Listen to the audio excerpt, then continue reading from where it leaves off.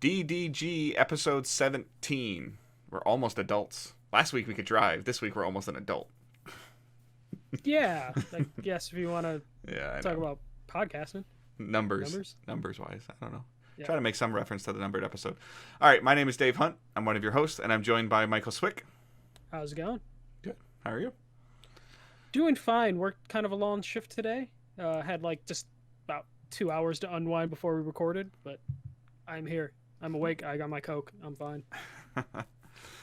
All right, so thank you guys for listening, downloading, subscribing, however you are absorbing this content. We are Digital Days Gaming. We are a podcast that covers all the gaming platforms. And we've had a little bit of realization of that the last couple weeks. Some really cool opportunities and some cool stuff happening in the future. We did send out some of our stuff to start. You guys were asking about reviews and you know, maybe some updated content. And, you know, we started reaching out to some PR companies. We got some good responses. So the future looks bright for Digital Days Gaming. But however you're listening to us, we appreciate it. Like I said, if you're listening to us on any podcast format that lets you leave a review, please do so if possible. Subscribe if you can. That way the episode just automatically downloads, as well as just sharing the show on social media is a huge help as well. Many of you have done that, and that has helped the show grow, and we've had a good couple of weeks of growth, so that's always appreciated. We are all over the internet. So we're on Twitter. We're on Facebook. You can just search Digital Days Gaming on Facebook and you'll find us. We are on Patreon if you want to support us monetarily on Patreon, patreon.com/Digital Days Gaming. We have a YouTube channel. Same thing. Search Digital Days Gaming. There's some pretty cool Division 2 content on there, as well as we're getting back on the schedule of posting the show to YouTube. So if you're somebody that likes to absorb your content on YouTube, the goal will be day and date Thursdays at 6 a.m. to post the show, presuming my computer doesn't crash during the upload process. Yep. Again, we're live on Twitch, twitch.tv/Digital Days Gaming. So any way that you can support, share, any of that thing you can do. We are a Twitch affiliate. If you want to use subscriptions on us, Amazon Prime, any of that stuff, please feel free. Twitch has been growing for us tremendously, and it's appreciated as well. All right, so we are going to jump right into the news because we've got some pretty cool things to talk about. Yeah, the first story is it's just a little bit of a follow-up to a discussion we had a couple weeks ago.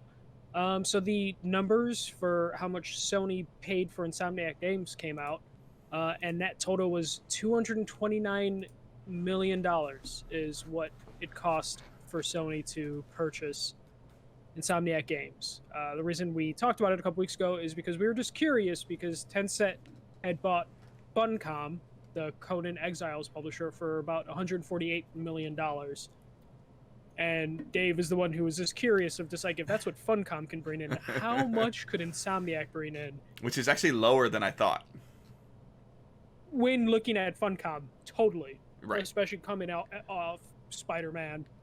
Like, I could expect that number to be higher, but it's like we talked about, though. I think that Insomniac got to essentially retain all the rights, and they get to still be their studio, and Sony is essentially...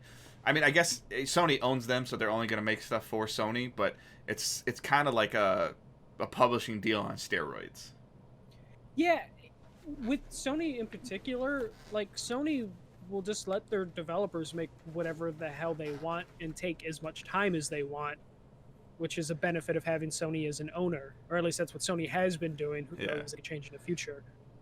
Tencent is kind of hands-off, but they are also a big company that just kind of is eating up everything, so it's kind of hard to tell exactly what their influence on everything is going to be. I mean, at one point, Tencent had two of its own studios suing each other. Right. But for I a guess little bit. As a perspective, though, like, does Sony own the rights to Resistance, or does Insomniac own the IP of Resistance? No. So Sony owns Resistance and Ratchet. Okay. They always own that. Okay. And Insomniac owned the rights to the Microsoft published game. Sunset Overdrive. Sunset Overdrive. And just Fuse, that or EA owns Fuse, right? Yeah, EA owns Fuse, but no one cares about Fuse. Well, it was a game that they made, so... Yeah. And then Spyro's owned by Activision, but that's through, like, a whole other tale of, like, Universal owned it, and then Vivendi, then Activision. Right. but now they own everything. So unless Insomniac has Bungie's lawyer team, uh, Sony's gonna have all that now under their umbrella. And that's a bad permanently. that's a bad comparison because Destiny was in development by Bungie before the Activision deal. No, but I'm just saying in terms of like breaking away from like a big company. Yeah. Bungie is like really capable of doing that. They broke away from Microsoft and broke away from Activision. Right, but Bungie cannot make another Halo game. No, they cannot. Right. So I mean, it's really interesting the dynamic. Like people were really surprised about that, but like when Bungie broke away from Microsoft and they started development of Destiny, they then went to other companies and saying, "Hey, this is what we're trying to do, but we need a publisher," and that's where the deal from Activision came from. And apparently, Activision liked what they saw enough from the Halo-based studio that they're like, "Oh yeah, we're in," But yeah, and then it went all to hell. So. Yeah. But this, I feel like this also, finding out Insomniac's number for Sony, it kind of reminds me of like baseball or like sports in general. A lot of times, you're waiting for that first like pitcher to sign so he can set the market. Yeah. And then that immediately you know what the other pitchers are worth. I mean, unless you're stealing signs, you're banging in a trash can. Oh yeah. Then you can write your own check. Hey, Dallas is Kershaw is playing for the Sox now, so he's not a cheater. He just played for a cheater team. So this kind of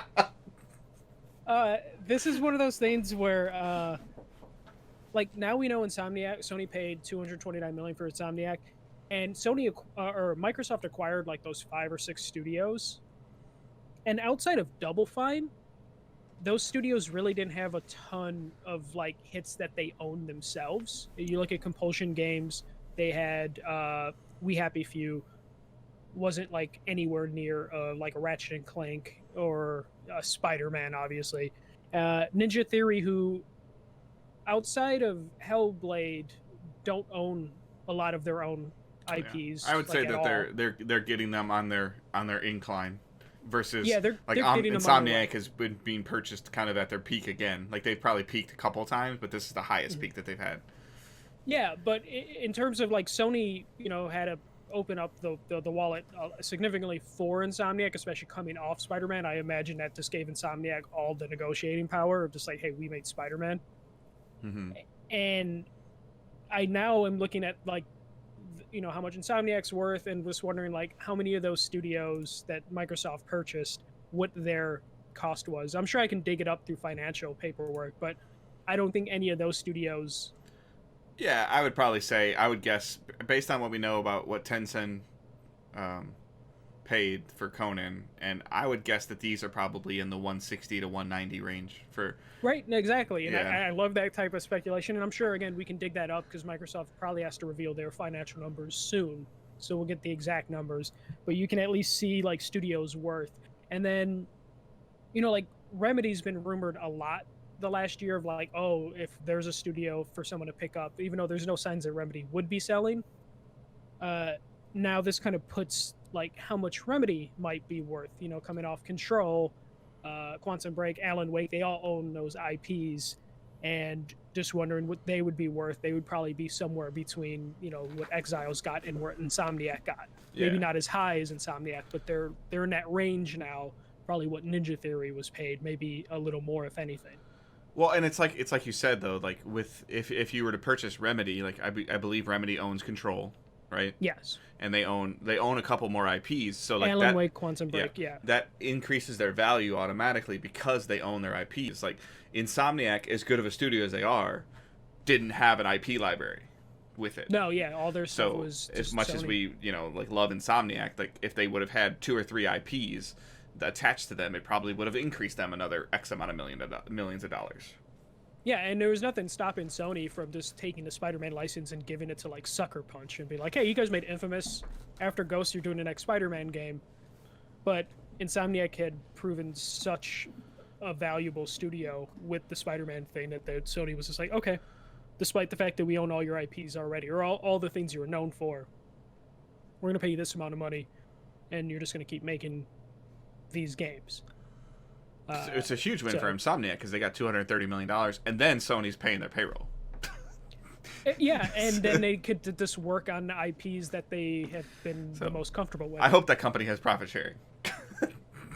Yeah, especially Sony stock is ever since like the rumors that I just hope Apple was Insomniac has profit sharing. Oh yeah. Well, no, that's what I'm saying. But like profit share and then like stock options, like Sony's been doing pretty well stock wise, especially since like there's the rumors that Apple would buy Sony Pictures. Like the stock like kind of rose up, and that's still a possibility. So yeah, probably a good time for people to be buying into Sony, especially if you just get acquired by them with a new console coming out. Right. Things are looking good for Sony, but we have a story later that might say Sony has some issues that they're trying to figure out. Yeah. Yeah. Right, so I mean, yeah, the value's cool. Like, and I hope that we get to hear a little bit more, because it makes you wonder. Like, and again, it's the same conversation though. Like, if Naughty Dog ever got put up for sale, like Naughty Dog doesn't own Uncharted, they don't own Last of Us. So like, how much is the studio like, or as crazy as it sounds, how much is a Neil Druckmann led studio worth? You know? Yeah, that would be fascinating. Like Sony would probably never get rid of, Naughty Dog, but like if Neil Druckmann wanted to hit the free agent market, a lot of people would be interested in like picking him up. But yeah, it's the conversation though. Like, what is it? Is it the IPs or is it the people? You know, and is it the management? You know, like of how the studio is ran. And it sounds like Insomniac it's been ran by the same Ted Price for a long time. I know Ted Price has been running Insomniac for since the beginning. And Naughty Dog, is it Evan Wells is their founder or one of their founders? So yeah, you would wonder what like a Neil Druckmann, if he wanted to break away and do his own thing, what that would be worth. Just we see like Amy Hennig was able to sign with whoever she wanted.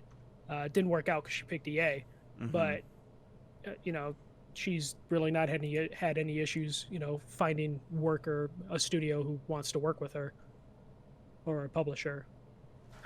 But yeah, it's just interesting to get these numbers. And I realize that we will probably get the numbers for the Microsoft acquisitions soon because we're in that beautiful financial period, which is why we found out about these numbers. But I want to talk a little bit about E3 2020. A lot of things have come out this last week or so. Okay, so they broke down exactly what they're doing with the schedule. So what they're officially doing now is the first day of E3, June 9th, that is going to be industry only. And so that's like media, exhibitors, and then people that pay the $1,000 premium badge, they will get the first day away from the public, most likely to get work done. And then the other 2 days will just be open to everyone, whatever the ticket price is for that, which I think it was lowered to like $120 range. So that's their big step, because that was they're basically going to try and do like the Gamescom method, where there's just industry day and then the rest are open to the public, which is something that people have been wanting since they started the public thing. Last year they experimented with the first, like, was it 2 or 3 hours? Yeah, I think the show floor opened for us at like 10 o'clock in the morning, and I don't think they let the public in until like 2, and that was like the day it was open from like 10 to 7, so I think the public was only like 2 to 7. Something like that, yeah. Or 1 o'clock. It was in the afternoon. It was like after lunch. Yeah. And that worked out relatively well Except for they opened the doors at that time if you were like in the lobby or something. Yeah, it got kind of crazy. So this is their new like way of doing things, which is interesting. Previously at E3s, Thursday would be the day everyone went home, just because you got your business done and people just bailed Thursday to beat the traffic at the airport. This year we might see people just get their stuff done Tuesday and then just call it a day, or at least people on the media side, which would be the most surprising thing. You and I were goofing around of like, do we just fly in Tuesday morning and fly out Tuesday night? Right. I mean, because it starts at like 9 o'clock or 10 o'clock and then it closes at 6. If we both jumped on 6 a.m. flights, we'd be in LA at like 8:30. And we would be fine because we've done this before for like one game. Yeah. Let alone we would be tired as hell. Dude, I slept in an airport for Far Cry 5. I did too for Assassin's Creed Origins. So it wouldn't be that crazy for us if we would like register and get approved for media. We still need to figure that out. But other Patreon.com/digitaldaysgaming. Twitch.tv/digitaldaysgaming. Maybe we'll do a shirt. Yeah, maybe. This is, interesting that they're going to do this. So far, they've only announced 10 publishers that have signed on to be at E3 or have booths. Those publishers are Xbox, Nintendo, Ubisoft, Bethesda, Sega, Capcom, Square Enix, Take-Two, Bandai Namco America, and Warner Brothers. Not listed there, obviously, are EA, who do their own thing, Sony, who said they're not going to be there, and then Activision, who have been just kind of on and off on whether I thought Activision was on that list. They're not on the official 10 list. They might be on the partnered list, which means they'll have like private rooms, like not a booth. This was just more of just like, hey, these people will have a booth. And like if Sega's there, that means Atlas will have a booth because they share a booth. And then those are the big ones because tickets just went on sale. I'm sure we'll get smaller publishers announced. Yeah. Well, and like my concern is like thinking about the studios you just lifted off. Like Warner Brothers always has a really cool look, don't touch booth. Capcom does a lot with Street Fighter, obviously being like a competitive, sport. You didn't say Epic, right? No sign of Epic, and Epic was like half a quarter of the floor. Yeah. Yeah. But they had a tournament there too. Ubisoft does if anything in terms of the public perception, like Ubisoft does the thing of like, here's our games, please play them. Like, and there's like always like 4 or 5 games on the booth, on the show floor that you can either see people playing or you can wait in line and play. So like that's always been cool. In terms of, they also have their store like off to the side, and some other things, but Capcom has always kind of had a large presence of Capcom and Square Enix. I kind of feel like their booths are kind of the same. They just usually have a major game that they're showing, and then they have a bunch of really cool displays. Yeah, so Square, it's like every other year they'll either have like, oh, we're just having displays, or oh, here's 20 Final Fantasy 14 kiosks. And last year it was Final Fantasy and Avengers, and I'm sure this year there'll be a huge push for Avengers because it won't be out. Because it'll be playable. Yeah, it won't be out, but Final Fantasy will have been out. Yeah. Yeah. So. And Final Fantasy 14. It's just always like, hey, we have a new raid, so play this MMO, and get a gigantic bag when you're done. Maybe they'll start teasing episode 2 already. Capcom's one of those things where their booth is kind of just been like a picture display. Like they'll have a stage where they're doing fighting game tournaments, and they'll have a couple arcade cabinets out there running like the latest version of Street Fighter, and then they'll just have like a Monster Hunter thing you can take a photo with, and that's just been their and then thing. Like the collection, whatever collection they're bringing out, whether it's like a Mega Man collection or that'll be like in a corner over there that you can play. Yeah, there's always that display with the Mega Man helmets. Yeah. Like just every year. Bethesda kind of borders on the museum. Yeah. Where they just have a bunch of like cool things from their games on display and a couple kiosks. And their relationship with Oculus. Yeah. And then like Nintendo will have their crazy like booth set up where it's really cool. Like last year they had like a Pokemon Stadium thing set up, and they have a lot of things playable, but the lines are just crazy. So we'll go on Tuesday and we'll get all our Nintendo stuff on Tuesday, and then we'll do our appointments on Wednesday. Yes, because I would need to. Since I can cover the Switch now, I gotta get my. Yeah, like honestly, booth wise, from these announced, especially Take-Two usually is pretty hands off with their booth. Like it's usually just like a closed off, like fancy looking room where you see people in business suits drinking. Mafia booth one year that was like a 2-floor New Orleans look, But there wasn't really anything playable with that. Yeah. And then last year they had Borderlands. So that was pretty cool. They actually had kiosks to play, but like Take-Two is pretty hands off depending on if they have anything to push. Mm-hmm. But usually best booth is between like Nintendo, just because of its like kiosks and just coolness, experience. Like just Yeah, and then Ubisoft are just like, if you want to play something, you go to the Ubisoft booth because you will get something you will have something to play there. And then Xbox, I don't know if this means they're returning. They always Fully had their to mixer E3. booth or whatever there. Yeah, they had the mixer thing, but there wasn't anything really playable there. They had a couple things there, and then they just had stuff for like live streamers to set up shop and stream from the floor. So yeah, so those are the 10 companies that they have announced. And then the last bit of news regarding E3 is Jeff Keighley isn't going to be running the E3 Coliseum. He released a statement to saying he's just not going to be there, but he will be at Gamescom Live, which is like the Gamescom opening show or ceremony.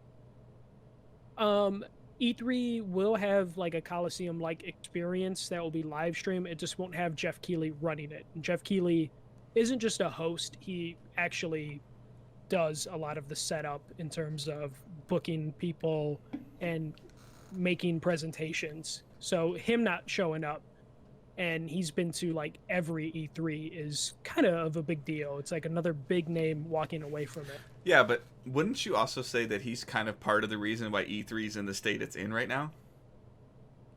How so? Because his main goal is to bring E3 directly to people's houses. Yeah, I guess like the Game Awards is that reason, and he's always presenting. So I can definitely see him. No, but I'm just saying it's like the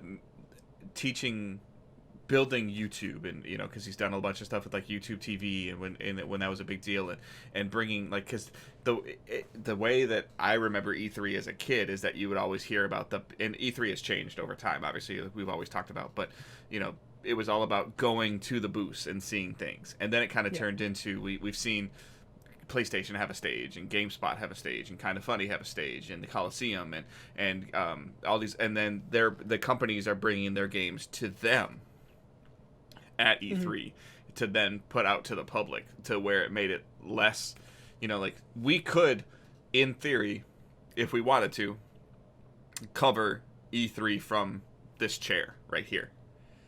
Yeah, and I don't think we would miss. I don't think we would miss much. Sure, we wouldn't be able to have some of the hands-on experience. There are a couple things that we've obviously been given the opportunities to see before that have then allowed us to have better, conversations and coverage of like playing Ghost Recon Breakpoint before it came out, and you talking about your concerns about it, which turned to be valid concerns. And I've played Watch Dogs Legion before it got delayed, and then the roller derby game, like that that you got to play, that we found out maybe wasn't coming to PlayStation, but now is a relevant coverage thing for us because we don't cover PlayStation only.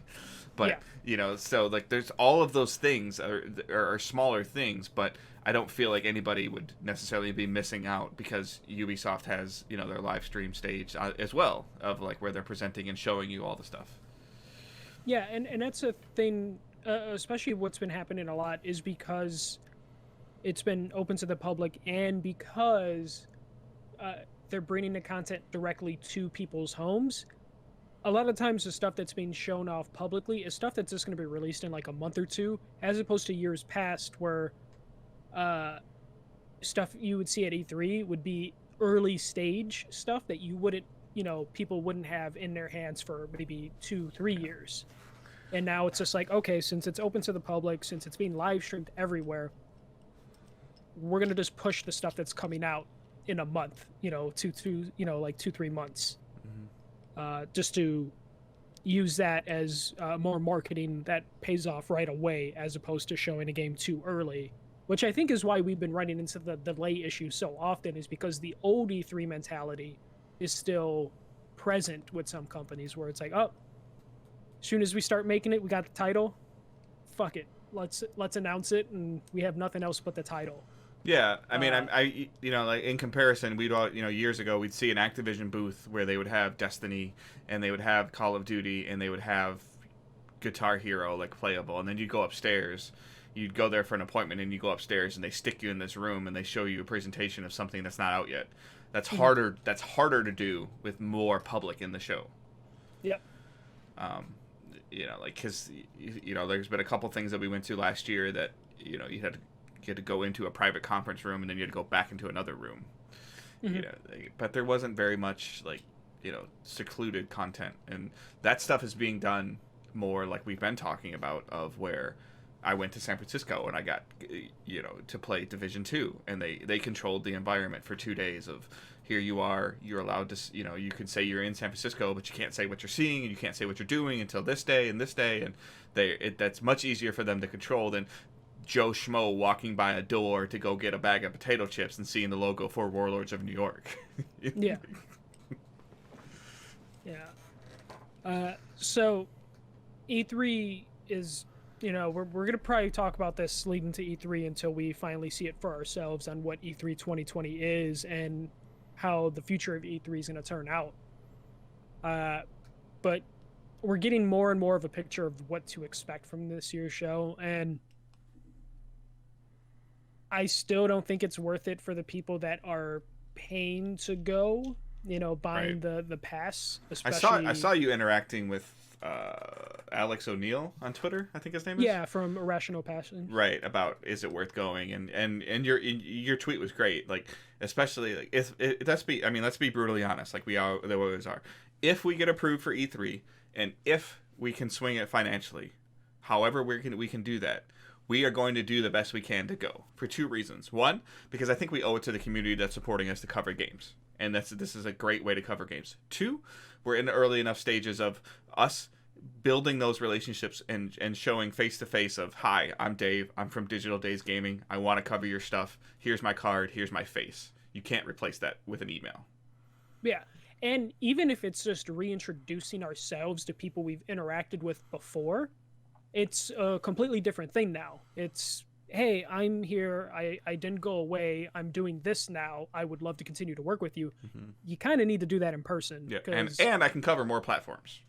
Yes, and I can cover more platforms, just because doing it by email, doing it by tweet, a lot of these people are just getting like completely hammered by emails every day. I think my inbox is a problem when it has like 20 or 30 emails a day. People in the industry probably are dealing with hundreds of emails. So it helps to put a face behind it, so when they see that long list of emails, they're like, oh, Dave Hunt sent me something. I remember him. He had a Detroit hat or something, simple. He was double my height, which is not an uncommon occurrence. Yes, this man was a giant, and he liked the Tigers. Yeah. That stuff's like important, especially for smaller sites like us, to still go to E3, even if we're sounding a little down on it, in terms of like, is it worth it? But for like small sites, it's definitely worth it to go as an experience, since the experience has changed so much and they're promising this new experience. I don't know if it's going to be that worth it. They're going to have to prove. I still think you're better off going to like a PAX or something. For sure, hands down. Like, and I've never been to a PAX. I actually looked at PAX East, and the media badge has already expired, and I realized that flights to Boston aren't terrible. So I could. Oh my God, Seattle are just as bad. No, but I'm saying they aren't terrible from Detroit to Boston. Oh, okay. So, okay, yeah. like, I could you were talking about doing something in a day. I could totally do Boston in a day. Yeah, I see. The only problem is about doing Boston in a day. I would, depending on what time of year it is, I'd be like, I really need to see Fenway. Yeah, but we've got a couple friends in that area. Somebody only lives like an hour and a half away from there. Yeah. All right. Last news story. Oh no, we have 2 more news stories. This one's pretty quick. So you remember Stadia?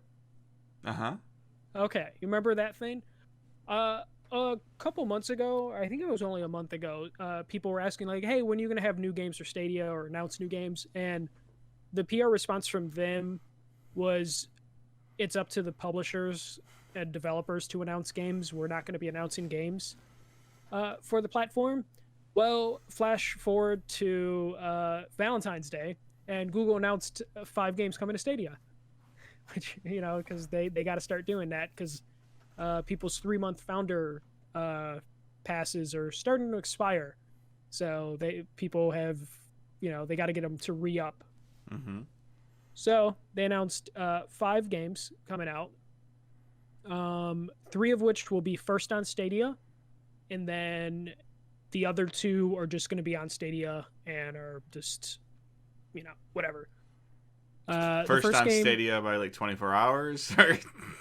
Haven't said. Okay, so the first on Stadia games are Lost Words Beyond the Page, which was a game I saw last year at E3, where it's Remember you talking about that? yeah, it's this little girl is like reading fantasy, or she's writing a fantasy story, and when you play the game, it's just a like a platformer, but you're building the story as you're playing and using those words to help the platform and then develop the story you're playing. So it's an interesting game that I'm interested to see how that turns out. This it's probably perfect for Stadia because it's a really simplistic game. Input lag probably won't matter at all for it. The other games is a arcade game called Splittings, and then there is another game called Stacks on Stacks on Stacks, which in this Verge article says it's a 3D tower builder reminiscent of Jenga. So those are the three games that are going to be on Stadia first. How long? I don't know. Okay. And then the other games coming to Stadia that will just be on other platforms right away is Panzer Dragoon remake and the Serious Sam collection. So those are the 5 games that were announced for Stadia that are coming eventually, because I don't believe they put any release dates on these. There's something going on Stadia's end of the perception they gave us was, yeah, it's on the developer and the publisher. They just give us the game. I guess in my mind, like, oh, they send us a disc and we put it and download it on our servers and then you access our servers. Like, that's just how I visually see it work in my mind. I'm sure it's much more complicated than that. But even the Division 2 Warlords of New York, they're like, it'll come to Stadia soon. And it's like, I don't understand where the disconnect is, where they can go, yep, we're going to put it on PS4, we're going to put it on Xbox, we're going to put it on PC on March 3rd, and we're trying to get it on Stadia. Like, I don't understand. Yeah, I'm wondering if Stadia, someone might correct me on this. Is it Linux based? Because that means work needs to be put in it, but maybe not a lot of work. I would think it'd be like the same code that they're giving to Epic. You would think, but apparently it's not, or there's just enough hoops that they have to go through that it's just not worth it for developers to do. Or maybe the cut to be on Stadia is too high or something. There's, like you said, there's something behind the scenes going on where... Or the cut, maybe the cut is too low. Yeah, for going to the developers. Right. Like maybe, maybe it's like, oh yeah, you sell our game, we'll give you $1 per copy. What? Like, I don't know if that's the number. I'm just speculating. Please don't quote me on that. We hear like the cut that you get from the Epic Store, which is why a lot of indies are just going to the Epic Store over Steam or, doing both. And I wonder if it's just a financial thing, because they made it seem like it was relatively easy to get your game on Stadia and keep it updated, but there's something else happening. Well, and using Ubisoft as an example, they were one of the people that were the test guinea pig for them. Like, you would think that they would, if anybody has it under control, it's them. Yeah, and like, I'll check my Stadia right now, but Doom, the first Doom was a test game for it, and Doom Eternal is coming out on Stadia. You played Assassin's Creed. Yeah, but here's the crazy thing. The first Doom isn't even on Stadia to purchase. There's something going on. And then, like, all the positivity around xCloud right now. Like, all the positivity around xCloud.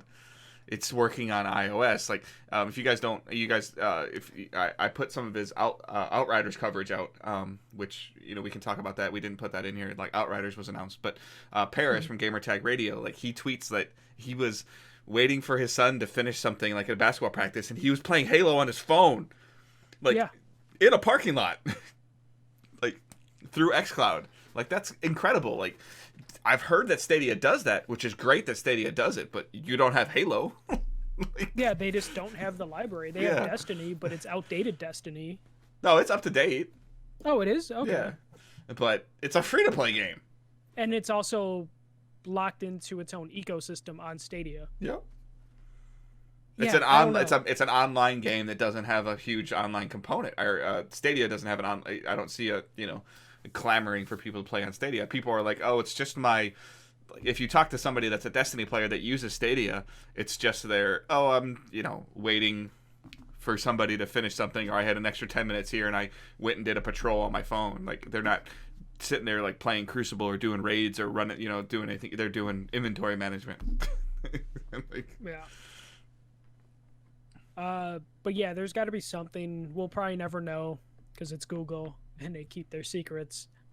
But I'm interested to see what their push at GDC is for it, because that seems like a great time for Stadia to talk to developers, or Google to talk to developers, and see if they can get something rolling. Sony isn't going to be at E3, so if Stadia wants to do a press conference during their time, that would be a good time to do it. mm-hmm. I know they probably can't have a booth at E3 because it's really hard to be like, hey, this, we swear to God, is connected to the internet, even though the internet at E3 sucks. Right. Well, and then the question is now that, the Founders Edition is out and stuff is starting to expire, like, can I just buy a game on Stadia, or do I still have to buy the Founders Edition? Will it work with my Chromecast that I have right now? Like, they've got to start answering these questions, like, soon. Yes, like, they definitely need to. Like, can I? Yeah, I've got a buddy pass. Nothing has really enticed me too much to play it, other than the fact of it is that I want to check out how it is, like, latency wise. But again, like, I keep using the example, like, in September, is Stadia going to be a cool platform for me to buy Cyberpunk on if I want to play it, and not worry about what graphics card I have? Mm-hmm. Right now, the answer is no. Dude, it's just so crazy that Stadia is just where it's at, because we were all pretty excited for it, of the possibilities, and it still has a good future, but it looks like xCloud's going to be the one that, like, actually takes it into the next step. Mm-hmm. But okay, let's bring this back around to Sony again. This story comes from Bloomberg, and a couple other company and business sites confirm this. Sony is currently struggling to keep the PS5 cost down because of parts. So currently, to produce a PS4, Sony is looking at spending $450 per unit, and that's just to build the unit. That doesn't include what it would probably cost to ship it, and then to make the cost worth it for retailers to sell it. So what is currently driving the price to about $450 a unit is there's currently a heavy competition for some of the parts that they are looking to use. So the dynamic RAM that they're using, and then the type of flash memory. I always forget how to say it if I break down the letters or say it all together, but NAND flash memory. The major competitor right now for that is Samsung, because the S20 uses those parts, and another set of phone manufacturers are also using some of those parts, which is making a competition for the supply chain. So right now, Sony's looking at spending $450 to produce the unit, and then there's also the cost of the cooling system in the PS5 is apparently really expensive, because they're using some new technology for it, which is nice because everyone complains about how loud their PS4s, PS4 Pros are. So it looks like Sony's trying to work on something on it, but the thing that they're using is just a little bit more expensive. But it makes the story we had last week, where Sony's just kind of waiting on Microsoft to announce their price. It might not be because they're waiting for Microsoft to announce their prices. They can't figure out what their price is going to be. Because typically, manufacturers will sell a console at a loss. Mm-hmm. But if it's already costing $450 to sell, or for them to make, we're probably looking at a $500 system or more, depending on how much it's going to actually cost them to get it on the store shelf. Mm-hmm. Which is kind of scary for how much these damn machines are going to cost. Dave, any thoughts on the issues? I mean, it sounds like $500 is around the range that I was expecting. I think that you and I were both kind of expecting. I think anybody that thought $400 might have been a little crazy, mm-hmm. especially with the tariff laws and crap like that going on. But like, it's good that the cooling system sounds like it's going to be high end. Yeah. It's long term future proofing. Like sure, like I'm sure we're gonna see a PS5 Slim that has better cooling system, or like the cooling system got smaller, or they figured something else out. But I think they are still waiting on Microsoft though, because if Microsoft's gonna go with the 600, like maybe they'll go with the 550 or the 500, or if Microsoft comes out at 500, then they're gonna be like, okay, we're just gonna do 500. I think that they'll be fine as long as they're at or below whatever Microsoft does. Yeah, they'll be fine as long as Microsoft's in a range. Microsoft's using different technology, so Microsoft might take advantage of this and be like, okay, our loss that we're going to take on this is going to be a little bit more just so we can undercut them. Because it sounds like Microsoft, their supply chain is fine as far as we know, or as far as like, these technology companies. Which isn't shocking because Microsoft is a hardware company. Yeah, they have a chain using slightly different technology, so everything's looking good for them to where they can set the price pretty low, and then it's just up to them to just like we talked about, they're playing price chicken, to where Microsoft can put the price low of just like, okay, how much is Sony willing to eat of the cost? Because 450 is what it's cost to make. That doesn't include extra costs as well, and are they willing to take a bath for a year or two until the supply chain gets figured out? And then if the price is actually selling pretty well at whatever high price they sell, then they're golden, because then, the cost lower from them and they can keep it at a high price. Or if they're just going to have to cut it like immediately and take a bigger loss. There's a lot going on with this, and it has to be, we're already February 16th and we still have like, people were, how many different days were people predicting Sony was going to announce the PS5? Yeah. Every week we pass another predicted day, and it's getting close to like a state of play for them too. They got to be doing a state of play soon, right? Yeah. The only thing is, like, the state of play, there's only so many more games that they can announce for the PS4. Yeah, but they can start dating some of them. Yeah. But they need to get some out the door before they could do the next state of play. Yeah. I don't know how many games that were announced in the last state of play outside of Dreams are actually available. So. But yeah, no, it's just pretty interesting to see the price stuff. Yeah, somebody asked me the other day about like, oh, do you think that we're gonna cover Sony games? Like, yeah, we would love to cover Sony games, but we don't know, what our like Sony hasn't released anything in the last pretty much since we launched the DG to Dreams. Yeah, and that's been an early access, so it's like they're like they've been relatively quiet. I mean, they've got Last of Us 2 and Ghost of Tsushima to go out to move out of this gen on a good note, but there's not a lot of other stuff in the pipeline, which is another reason, like, what are they going to be at E3 for? Here's our box, check it out. Like, what are they going to, here's a trailer for a game that's probably going to get delayed, or that's going to be on both systems. Yeah.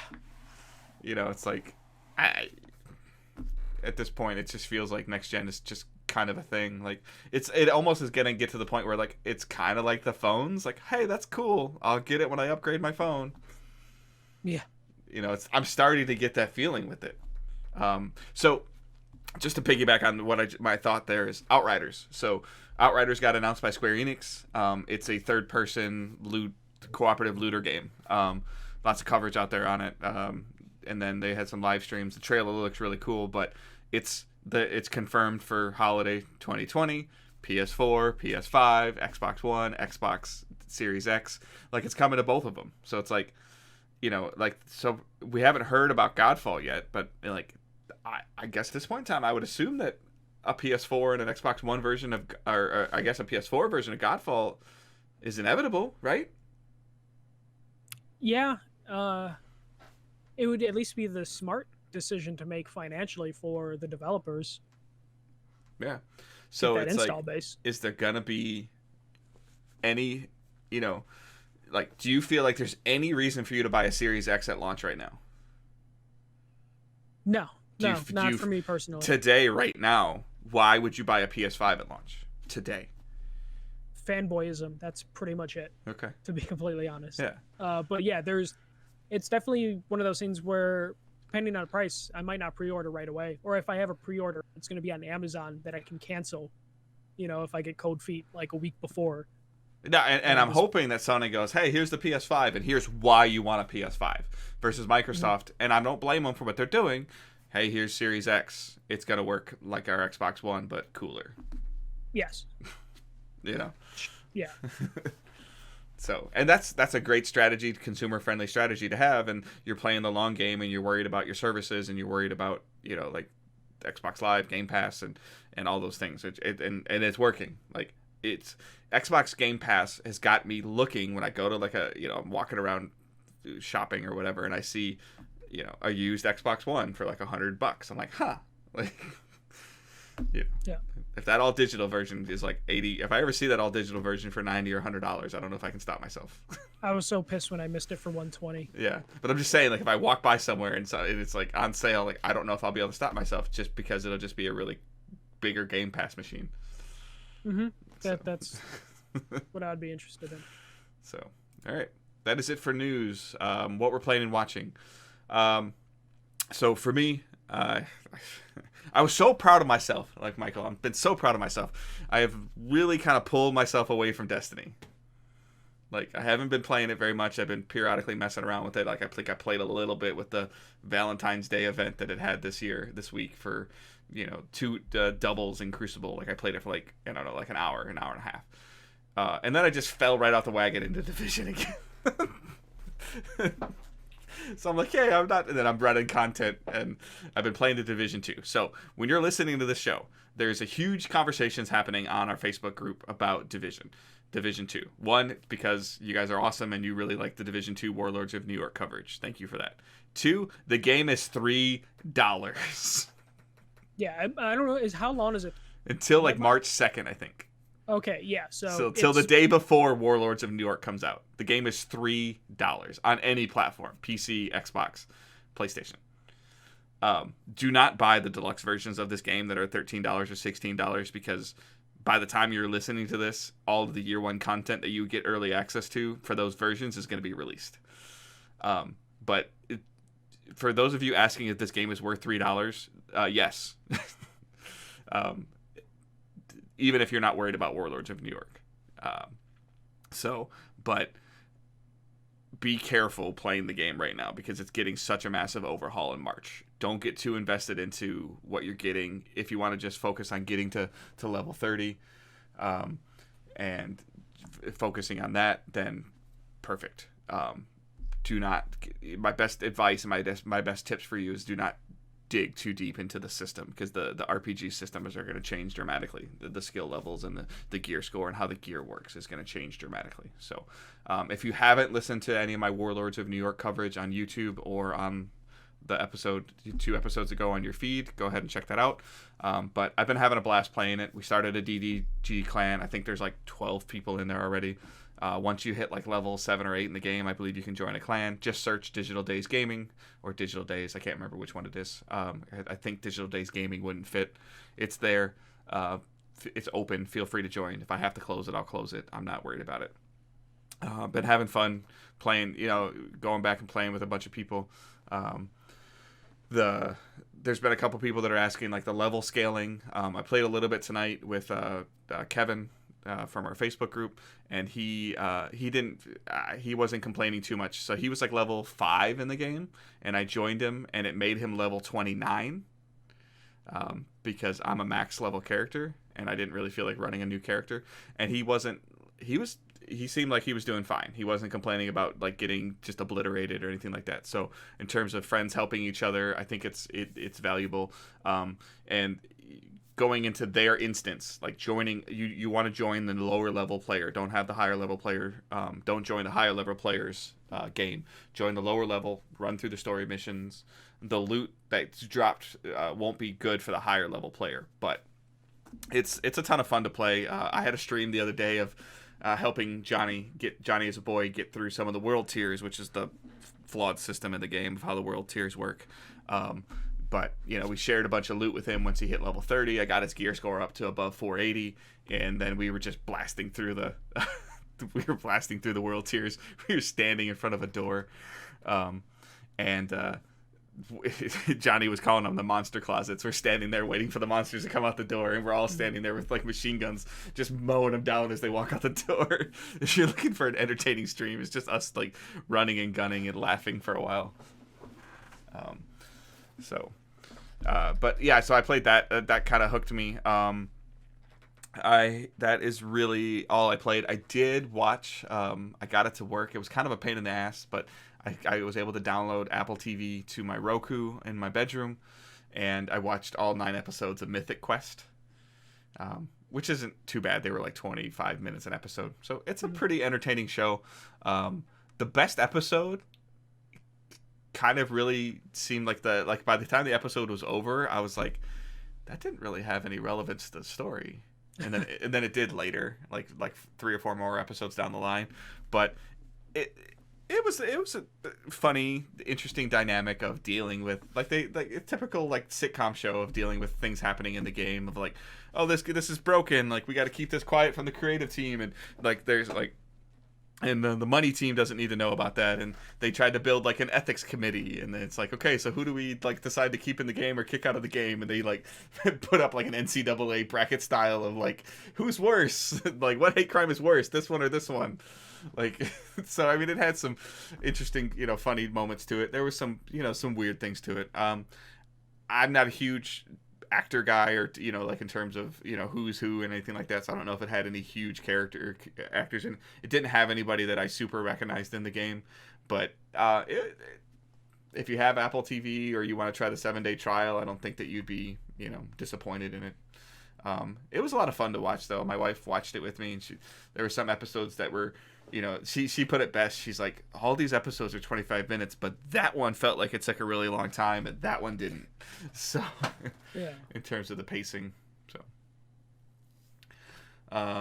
but yeah, so I played Division 2, played a little bit of Destiny, watched Mythic Quest, and that was a lot of my week. I was trying to keep up with some of the Warlords coverage, and Warlords of New York coverage, and to see what I missed or what other things that I could do better. But yeah, it seems like Warlords of New York looks very promising. Again, like there's 2 videos on YouTube if you want to check them out. So that was kind of my week, because we recorded and then the Warlords coverage came out, and that's really all I've been able to play. I do have I think the game's called Corruption 2029 that I was sent, that comes out on Monday or Tuesday, the 17th. So I will check that out and hopefully stream that game. And then I really wanted to get into Bleeding Edge, but I just never did. I'm sure you're going to talk about that a little bit. So yeah, so Bleeding Edge was in beta this weekend, and it was for people that pre-ordered, or if you had Game Pass on Xbox or PC. I have Game Pass on PC, so I hopped into it. So Bleeding Edge is the 4v4 competitive melee game from Ninja Theory. I enjoyed what I played like 2 hours about it. I know Dave wanted to try and hop on and play with me in a stream, but my Saturday was kind of just all over the place, so I found like 2 hours where I was able to play it. He doesn't want to play video games with me. It's all good. Yeah, no, I just hate you. It's fun. It's weird. So like it's melee combat. It's like a hero multiplayer game. So each character has very distinct personality, look, and play style. So I kind of get the Overwatch vibes from it, or like Apex Legends vibe in terms of like the hero style gameplay. But I had mixed feelings like going throughout the whole thing. While it does have its personality, I don't feel like the personality really stuck out during the beta. It's just a beta though, so I don't know, they might flesh that out by the time the game comes out. But the gameplay was solid. Like it felt okay. You have a hoverboard you can get around the map with, and it's objective-based combat, or objective-based games, to where it's just like, capture a point and just keep going into you with the total. And it was just like variants of that, or like collect all the batteries and then bring them to the moving goal posts. Score resets every 30 seconds. It's just like the game mode's like that, so nothing too complex, nothing that you haven't seen before. The thing that I guess it's gonna try help it make it stand out is its personality, its bright colors, and the different heroes. I was playing, I think it was like Nidhogg, who's like a death metal robot human or half human, half robot, who has a guitar that he uses for his combat. There's Gizmo, who can her ultimate puts her in like a bunny mech, very Overwatch sounding, and she just has a Gatling gun that's pretty limited in terms of its range, but there's dynamics that you can play with. Because it is a team-based shooter, it was kind of hard playing with strangers. I know I said that after like Dave wanted to play with me, but I played with strangers. It's something that like a game like Overwatch learned when Overwatch first came out. Oh, your game's great, but for a solo player, it sucks. Yeah, but Overwatch had its advantages. But what the problem is right now with Bleeding Edge, I found, is it doesn't force you to pick a support class. It doesn't force you to pick a tank class. Like the 4 people could just pick whoever they want, because I guess the teams are small enough that they don't want to like be too restricting. But it's something Overwatch learned eventually going into after a couple seasons of just like, okay, for this game to be at its best, we need to have someone be a healer. We need to have someone to be a tank. And then Overwatch changed, and you can pick whatever character you want, but then if you don't have a healer or a tank, the match won't start. And there's no restriction like that with Bleeding Edge. So oftentimes, especially in the beta, I just had 4, DPS players, and we were just getting our ass kicked, and no one was staying together as a team. No one was staying on goal. So it took a while, as the beta was going on, for people to figure that out, or I just got lucky and had people that were actually playing the objective and people that actually wanted to play support, and I was able to have fun once I got into that rhythm. But without people playing the team, there wasn't much fun for me to have outside of that. Like Overwatch, even if I'm having like a bad game where no one's playing teamwork, I can at least control my own like destiny. I wasn't completely helpless. In this game, if I lone wolf it, I can just get smashed easily, and it's really hard to win a game because it's objective based, being a lone wolf. It's not like Call of Duty where, one person can win you a team deathmatch. Like everyone could be shit, but you have that one person who's like on God tier and you can win it.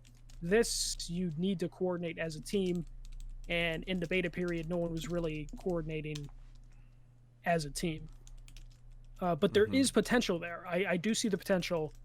How long is the beta? It was just for this weekend. Okay. I believe they're going to do an open beta in March, open to everybody. So hopefully, I'll get more time with it and can figure that out. I will say, I don't know if this game, I think this game is going to cost money. It feels free to play. I don't like this in terms of like quality. Like it was one of those games where it's just like, I really hope this doesn't end up like a Lawbreakers where it just kind of becomes forgotten and just can't compete with every the other things that are out there that do the kind of the same thing. Exactly. And it's like, why would I play, like, so as an example, I guess the question I would ask you, why would you play Bleeding Edge over Overwatch? Yeah. That's the thing that they need to figure out. Like, I don't like, and it's not a dig on the game. It's more just wondering, it's a hero shooter style of game, and there's already a dominant hero shooter out there. Yes, and then there's also Apex, which is kind of a cross between a hero battle royale. Yeah. So there are games that are doing it. There's a free to play, Apex, and then there's Overwatch, which is established.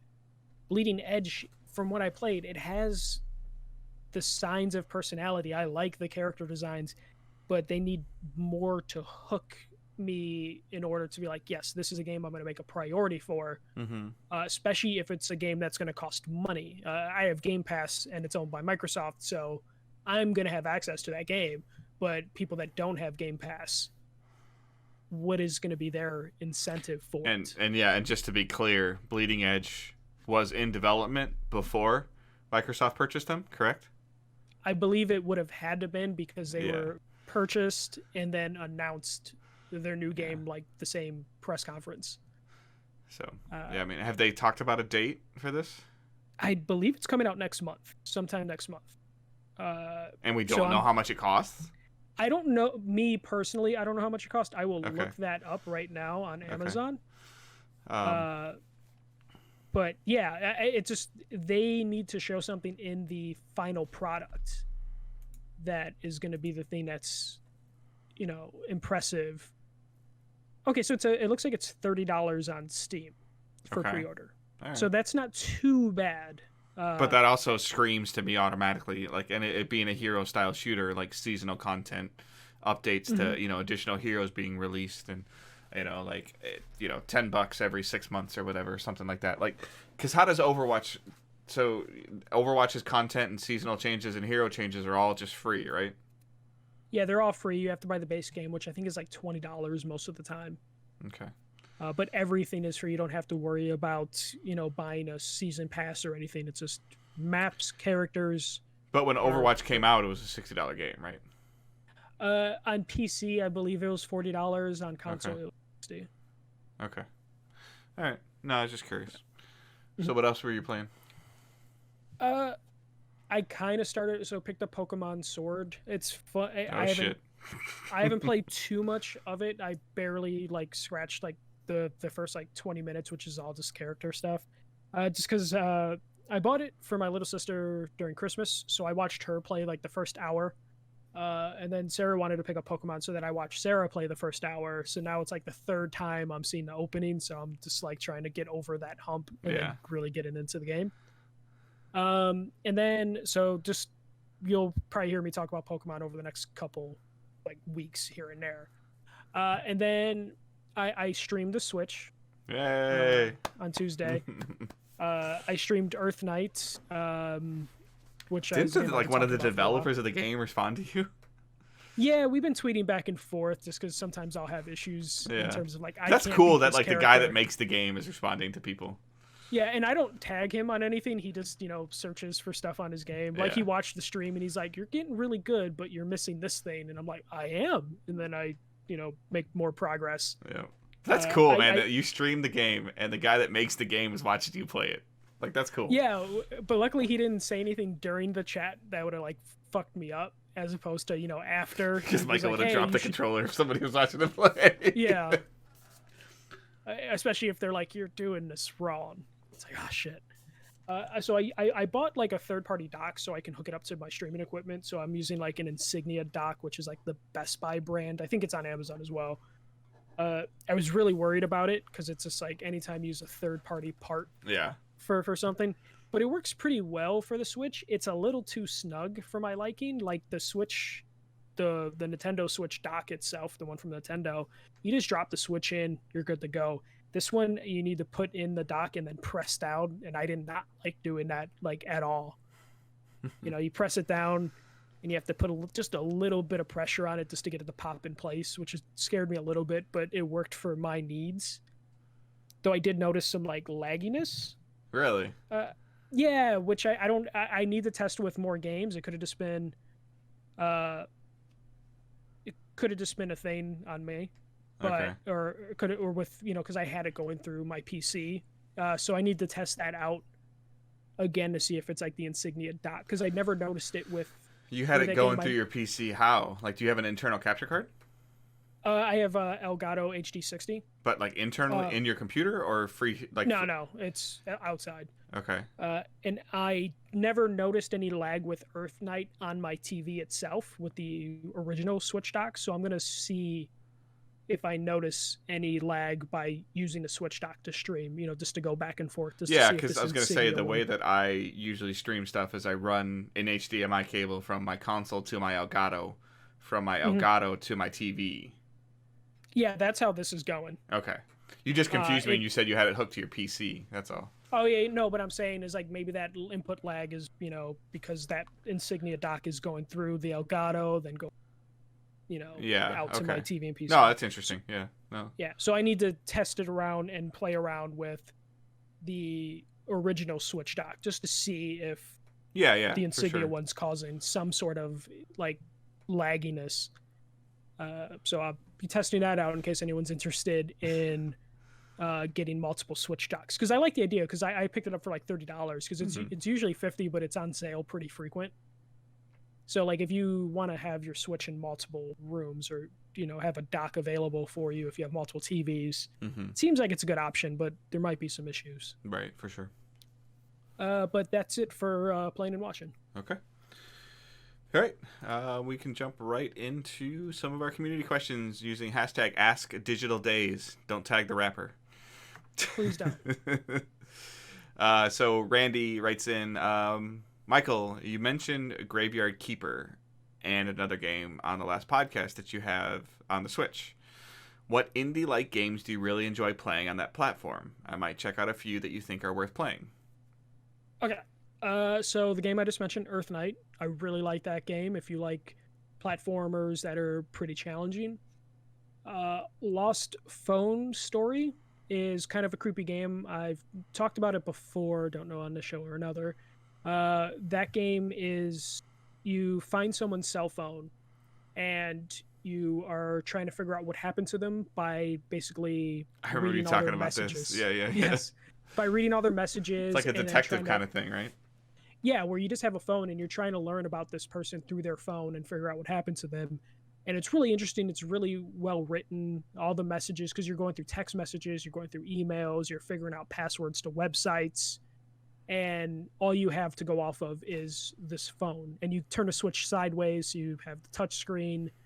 And that is really interesting. It only takes like 2 to 3 hours to get through it. And I believe it's 2 phone stories in it. So there's like two-hour stories. Nice. It's really interesting. The second one's significantly harder because they like make you work a little bit more for some of the puzzles in terms of like figuring out passwords and codes. So that one is a definite favorite of mine if you like, like detective type games that are like really simplistic. And I do believe it is available on Android and iOS if you don't have a Switch. And then there's Super Crush KO, which I mentioned a couple weeks ago. That's just a cute platformer. And then Ape Out. If you haven't played Ape Out, it was free on the Epic Games Store a little bit ago. I believe it's out on Xbox as well. But Ape Out on the Switch is really good. Really stylized game where you just play an ape who escapes captivity, and you're just kind of beating up guards or killing guards. It's very brutal and violent. And it's like a top-down perspective, and you're just trying to escape like these labyrinths and avoiding guards or killing guards. And it's really good. The music for it is fantastic. It's like jazz drums that react to your movement and your actions. So it's just like a jazz session every level. Those are probably my favorite indie games that are on the Switch currently right now. And I'm always picking up new ones probably every like other week. And I'll have some more to talk about relatively soon as more come out. And we got our first Switch review. I can't say what it is, but we got a Switch review. So it's cool. Yeah. So we'll have more to talk about.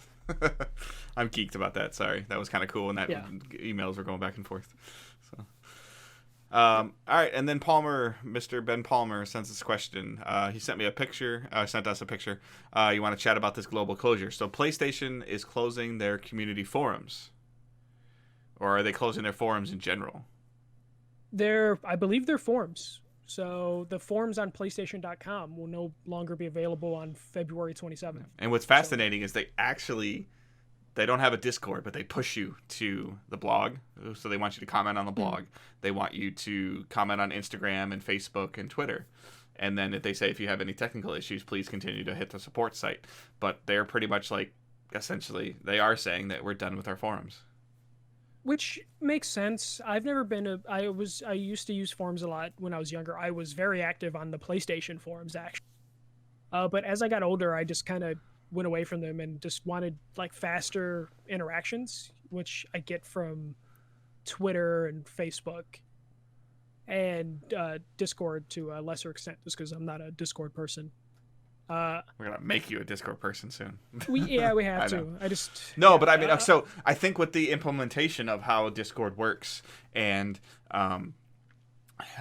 these other functionalities of whether it's Instagram or Facebook and commenting, and the people have moved away from like I love our Facebook group. I love the conversations we have in there, but like sometimes if you walk away from there for 10 or 15 minutes and you open your phone back up and check, there's a whole bunch of comments for you to read, and then it's like, oh, so and so replied to you and you have to be notified, like versus like Discord where you can post something and you can like have a live conversation. Like you don't have to wait to be notified that another comment post or to get a an email that somebody else added to their conversation.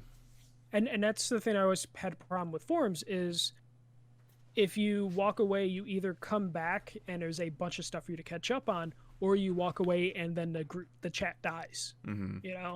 Which sometimes happens with Twitter. You don't never know who's the last one that's supposed to reply, but at least for the most part, you get like a quick reaction and you can have a chat a little bit better than you can on forums. It is sad to see the PlayStation forums go away.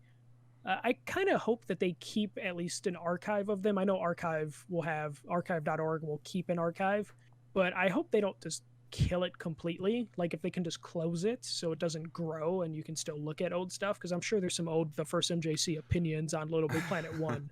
But it's also like an interesting resource. Like anytime I'm Googling problems, like a lot of times it takes you to Reddit, and even reading Reddit is hard. Like it can be, unless you have the Reddit app, which makes it a little cleaner. And if you're not used to how Reddit works, that can be kind of jarring. If you're not used to so I think if I stuck my 20-year-old son in front of a forum right now, compared to what he's grown up on, in terms of how because he's grown up in the Facebook age and he's grown up in group text and bulletin board functionality of being it essentially instantaneous chat rooms on your phone. I think if I stuck him in front of the PlayStation forum and wanted him to read something about it, I think he would have a hard time. Yeah, or he'll be able to read it, but it's just like, now reply, and then he'd be like, okay, where do I go? I got to scroll to the bottom. And right. And I think like that, a whole thing. And I wonder how much of a pain in the ass it is to moderate. Yeah, especially the PlayStation forums are really popular, but now if they're willing to shut them down, it may be as popular. But yeah, I think we're going to see that a lot. Just like sites that are like holding on to forums, depending on how busy they are, might just say like, hey, Twitter or Facebook are a better option, or Discord for a more personal option, because Discord to me feels like it is a little bit more personal of a thing, because you can get into a private chat with someone like that. You can get into a voice conversation. That's like what I mean. Like you get into a private like actual conversation with someone, like on your phone even. Like I was telling somebody, like, yeah, you could just plug in, and like there's been times that I've thought about just opening up the voice chat, and no matter what I'm doing, and if somebody and putting out something on Discord that, hey, I'm in here and you just want to chill or want to talk, like it's an option. Maybe you're in the car for an hour, or maybe you're working on something that it's going to be mind numbing and time consuming. You just want to conversate. It's like the PS4 party chat, it's nice if everybody's playing the same game, but sometimes it's cool to just play a game and have a conversation with people about random stuff, Yeah. So, you want to take the last question? Yeah. So speaking of Discord, Branham on Discord, how much time have you wasted scrolling through the Netflix menus looking for something to watch? Since I dropped cable, I find myself doing this less and less. I'm more or less, oh wow, that's on Netflix, I should just watch it. Yeah, I've definitely had the thing where usually I can grab what I wait, but I will admit there's been times where me and Sarah make a snack or something to eat, and we're just like, oh, what do we want to watch? And we can't decide. We end up spending like a half hour trying to find something, or sometimes more, maybe an hour max, and then we ended up deciding like, let's just watch The Office again. Yeah, I can't figure something new out. That's like, let's just rewatch Buffy on Hulu. And so I probably spent like an hour scrolling through stuff to watch, especially now where it's not just Netflix, where it's just like Okay, you check Hulu, I check Netflix. Can't find anything. Check Disney Plus. Okay, now I'm gonna check HBO while you're checking Disney Plus, and then it just kind of balloons into a thing and can't quite settle on Well, something. I think it's more became you think about something that you want to see, and then you Google what streaming service it's on, and then you find it, and then you watch it. Like that's kind of what it's turned into, at least for me. Now you said Disney Plus, I almost forgot. Like I haven't probably watched that like in a month because there's really nothing. There's nothing on there that they need. It's time for some new content out there. Yeah. So they need to add the new content to get me there, and then to show me the older content that I forgot that I wanted to watch. Yeah. So, all right. So you guys can send those questions whether they're through Discord. We have a link, or we have its own channel, an Ask Digital Days channel in Discord for you to post those questions. You can post them on our Facebook group. We have a pinned post for you to ask those questions as well. So those are always towards the top, or like I said, their own separate thing. And you can use hashtag Ask Digital Days on Twitter, and we just search that hashtag. You don't even have to tag us in it. We can just search the hashtag, and we'll find it. So those are all ways that you can send us questions. We would love to hear like even non-gaming questions, like the Netflix question was kind of cool. So anything that you want to know about Michael, myself, or anything like that would be awesome. I know Stefan wrote a really cool question that we'll probably have later on for distance for getting food. So that's something we'll do that next week. We'll do that next week or something. Do you have anything that you want to spotlight? No, I'm just going to be playing more Switch games and focusing on that. If anyone has any suggestions for some indie Switch games, please send them to @DigitalDaysPod on Twitter or on our Facebook group. Yep. So for me, I would love to spotlight trying to figure out a way to just do some community gaming nights. Like I love the interaction that we've been having, whether it's on Discord or whether it's on Facebook group, and then like just seeing the thing that started it rolling in my mind was like the influx of Division players again, having that conversation, people buying the game for $3. Like that's a great example. Rocket League is a great game that we can play too with like 8 people online.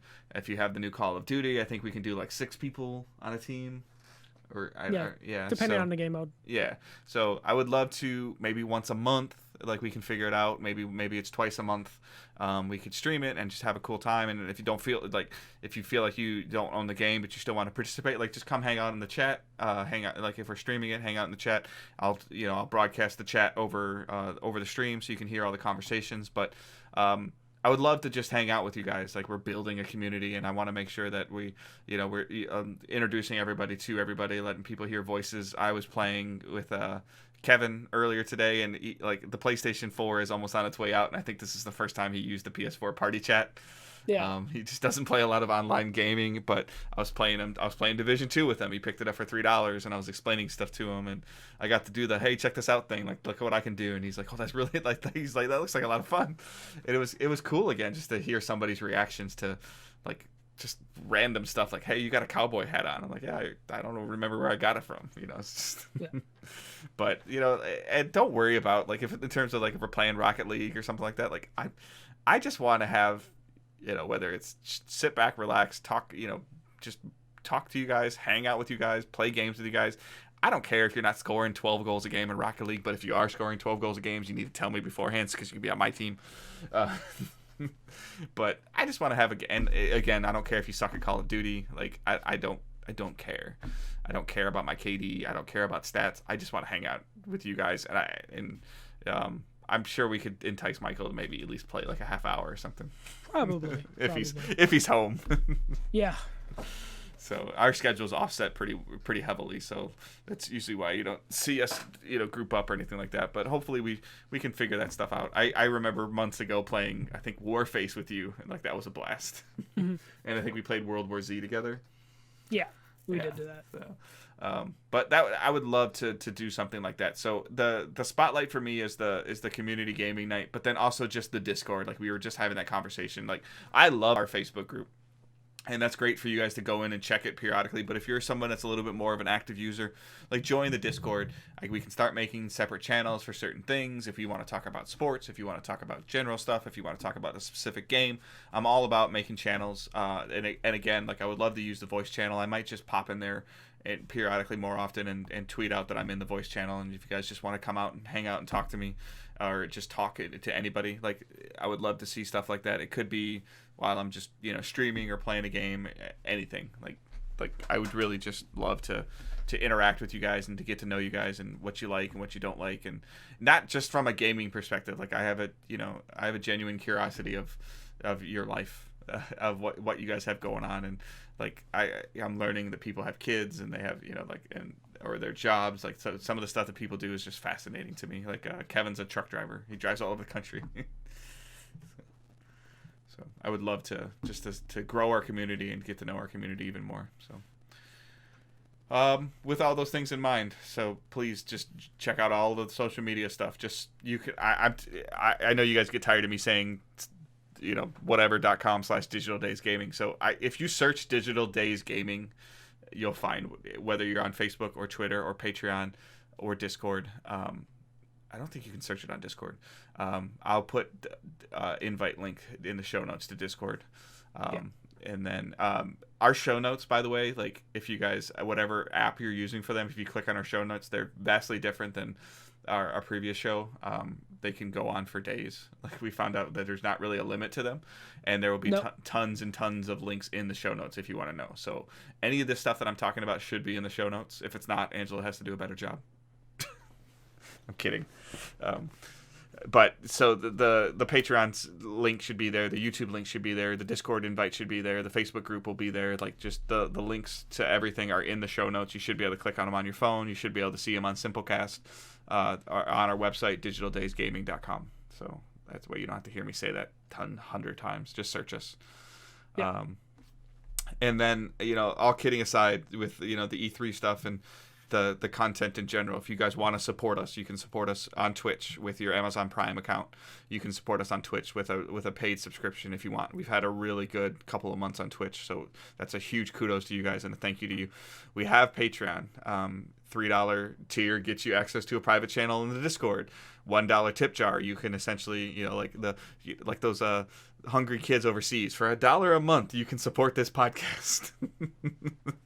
But you can literally, if you subscribe for $1 a month, it pays for a month of us publishing the podcast, and we appreciate and thank every one of our patrons.